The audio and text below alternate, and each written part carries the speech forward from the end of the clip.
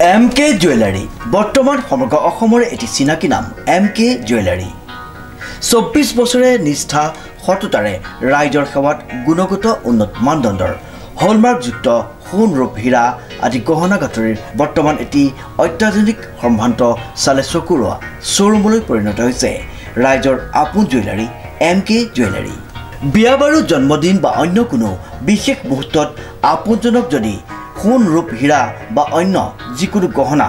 উপহাৰ দিব বিচাৰে তেন্তে MK জুৱেলাৰীক সদায় পাব আপোনালোকৰ কাষত প্ৰিয় গ্ৰাহকসকলৰ যদি সোণ ৰূপ বা তাম আদি গহনা গাঁথৰিৰ কোনো সমস্যা থাকে তেন্তে আমি আমাৰ নিজা কাৰখানাত ততাতৈয়াকৈ গ্ৰাহকৰ সুবিধাৰ প্ৰতি লক্ষ্য ৰাখি তৎক্ষণাত সমাধা কৰোঁ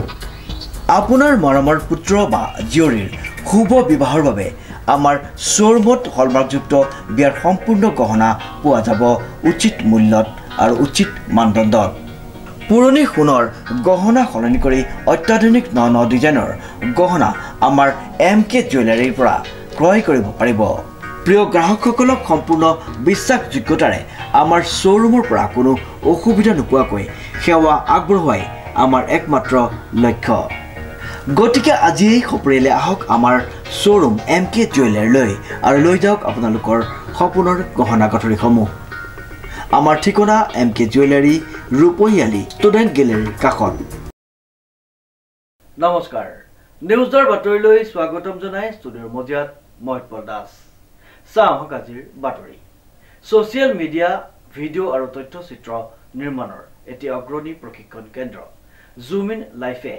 উজনি অসমৰ শৈক্ষিক পৰিৱেশত এক বৈপ্লৱিক পৰিৱেশত পৰিৱৰ্তন আনিবলৈ সাজু হৈছে বোলছবি আৰু ডকুমেণ্টাৰী নিৰ্মাণ কৰাৰ কাৰিকৰী জ্ঞান আহৰণ কৰাৰ অৰ্থে দুটা যোগাযোগৰে পাঠ্যক্ৰম আনুষ্ঠানিকভাৱে মুকলি কৰিছে চাওক আমাৰ এই প্ৰতিবেদনটি ছ'চিয়েল মিডিয়া ভিডিঅ' আৰু তথ্যচিত্ৰ নিৰ্মাণৰ এটি অগ্ৰণী প্ৰশিক্ষণ কেন্দ্ৰ জুম ইন লাইফে উজনি অসমৰ শৈক্ষিক পৰিৱেশত এক বৈপ্লৱিক পৰিৱৰ্তন আনিবলৈ সাজু হৈছে উল্লেখযোগ্য যে যোৰহাট জিলাৰ বাকচুঙত অৱস্থিত আৰু ডন বস্কোৰ দ্বাৰা পৰিচালিত institute of culture and rural development চমুকৈ আইকাৰ্ড নামৰ বেচৰকাৰী সংস্থাৰ অধীনত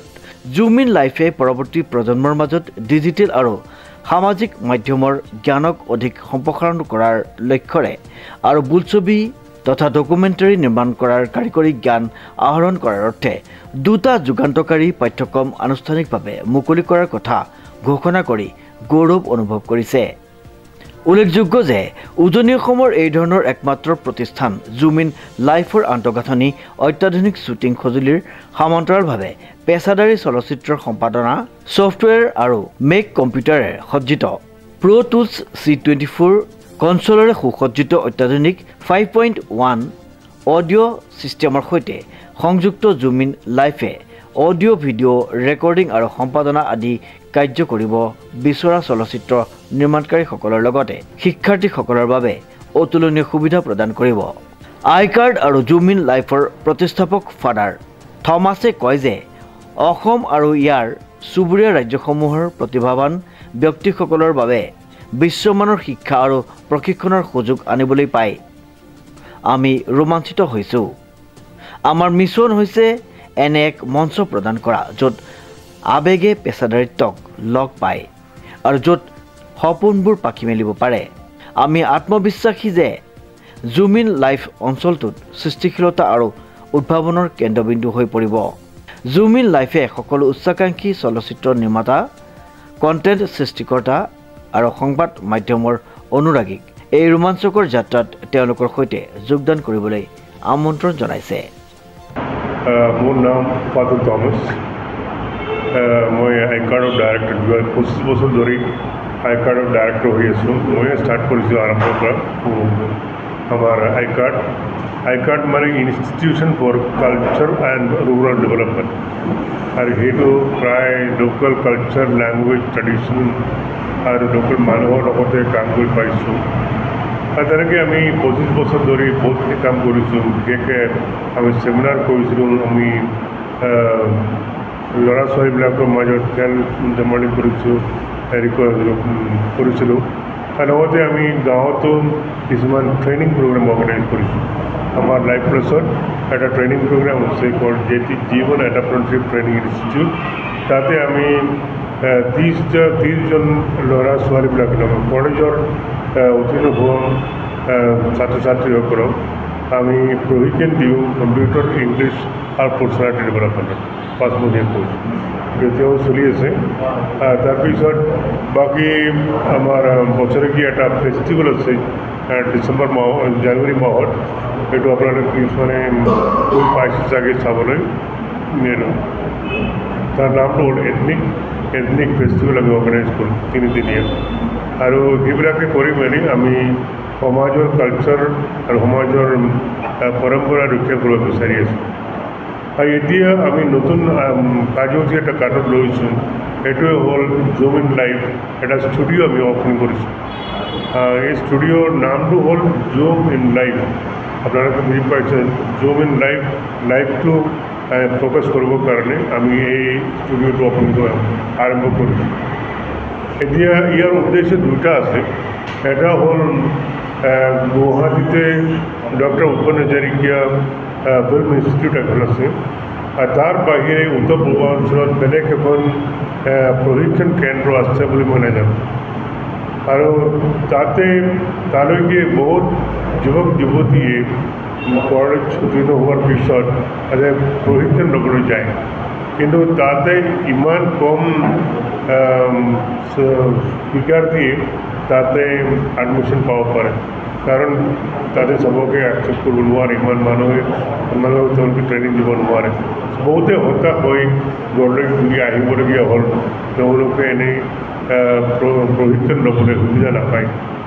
এইটো এটা উদ্দেশ্য আমাৰ যোৰহাটত আমাৰ এই জুম ইন লাইফ আৰম্ভ কৰাৰ পিছত বহুত যিসকল গুৱাহাটীত এডমিশ্যন নাপায় ডক্টৰ ভূপেন হাজৰিকা ফিল্ম ইনষ্টিটিউটত যিসকলে প্ৰশিক্ষণ ল'বলৈ সুবিধা নাপায় তেওঁলোকে ইয়ালৈকে আহিব পাৰে উন্নত আমি জুম ইন লাইফ বহুত অত্যাধুনিক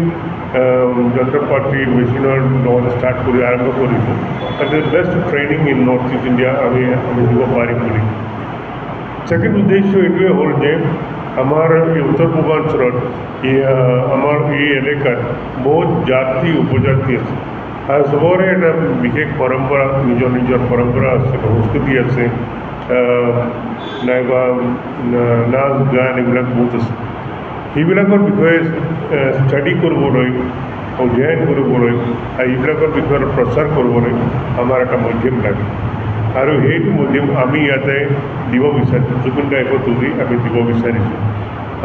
প্ৰত্যেকটি জাতিৰ লগতে আমি ইণ্টাৰ্ণশ্বিপ কৰি আমি তেওঁলোকৰ লগতে আমি গৈ চিনেমা হওক নাইবা ডকুমেণ্টাৰী হওক বনাই মেলি তেওঁলোকৰ পৰম্পৰা তেওঁলোকৰ বুৰঞ্জী তেওঁলোকৰ সংস্কৃতি এইবিলাক প্ৰচাৰ কৰিবলৈ আমি সুবিধা এটা পাম বুলি আশা কৰিছোঁ এই দুটা উদ্দেশ্যতে আমি আৰম্ভ কৰিছোঁ মানে যিসকল ষ্টুডেণ্টে ছাত্ৰ ছাত্ৰী গুৱাহাটীত ডক্টৰ ভূপেন হাজৰিকা ফিল্ম ইনষ্টিটিউটত ভৰ্তি হ'বলৈ সুবিধা নাপায় আসন নাপায়